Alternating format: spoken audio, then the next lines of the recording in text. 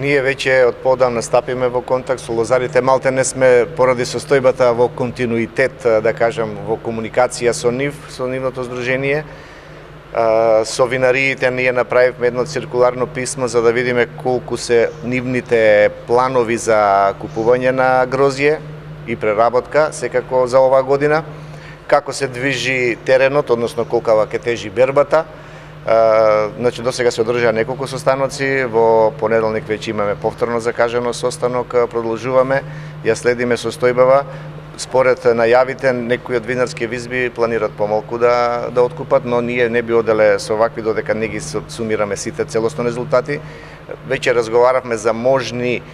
активности кои што Министерството ги превземало околу доколку се дојде до заклучок, а тој заклучок би го имале за недела 2 околу вкупниот капацитет, односно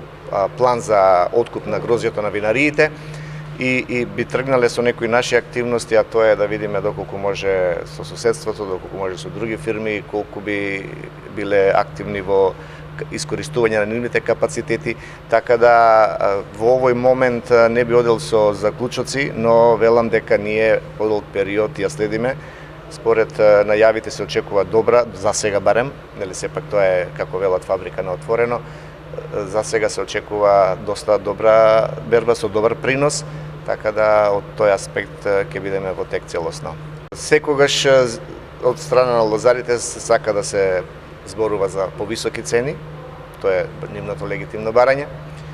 но во делот кога ние ќе се соочиме, можеби како што сега се најавува, нели се уште немаме таков заклучок, реков, дека со добри приноси